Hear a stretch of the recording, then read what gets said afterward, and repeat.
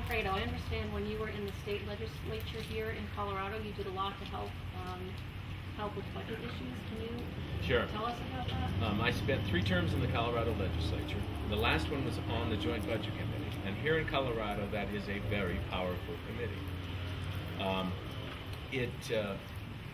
It actually, people say that a budget document isn't a policy-setting document, but in reality, it is. And what we did was to reduce the size and scope of government pretty dramatically.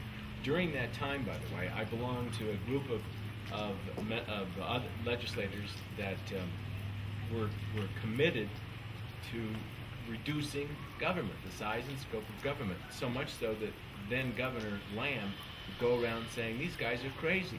They not only want to cut taxes, they want to destroy government. He'd say we were anarchists or something. Of course, that wasn't true, but he'd always go, those guys are just crazy. They just want to destroy government.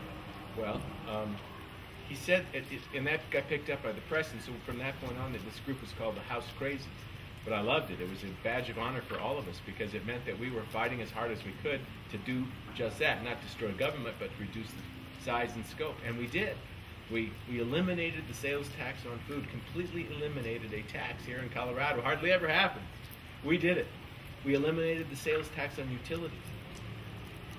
And these are state sales taxes that we had at the time. We did reduce budgets. We did consolidate time and time again. So that is a hard job. There's no two ways about it. Then I ran the regional office of the U.S. Department of Education. Now, the regional office when I came in, had 222 people employed there.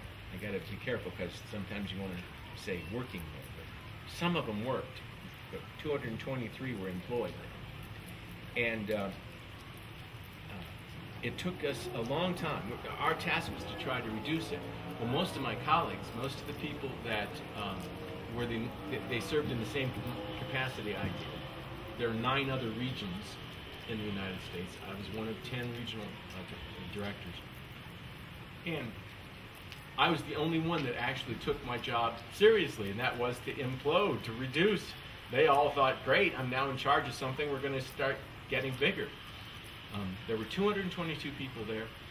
Some of them were working for agencies where some of the transfers occurred, so I can't take credit for just simply reducing them down to the 60 that eventually I got down to after about 6 years.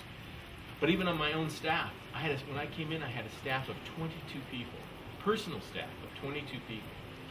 And within 3 years, that was down to 2. And believe me, it's hard to manage an enterprise when you are going down. The easiest thing in the world is to grow and hire more people, especially in the government. You don't have to make a profit. You don't have to do anything. You just keep hiring, and the government keeps pumping out money. So that's fun. Oh boy, let's hire people, let's grow, get bigger. Our job was to get smaller. I did it. 9 others chose not to. It's a tough thing to do, especially in government. You've got not only the civil service rules, and it's really very difficult to deal with. You got not only that, you got, in my case, in the Department of Education, we actually had a union on top of it, much as they do in Colorado, because, of course, a guy by the name of Ritter, the present governor, signed an executive order allowing them to be unionized. Well, that will not last past 12/01, the day I take office. Well, I know, so this was an appointment by Ronald Reagan. Reagan, right?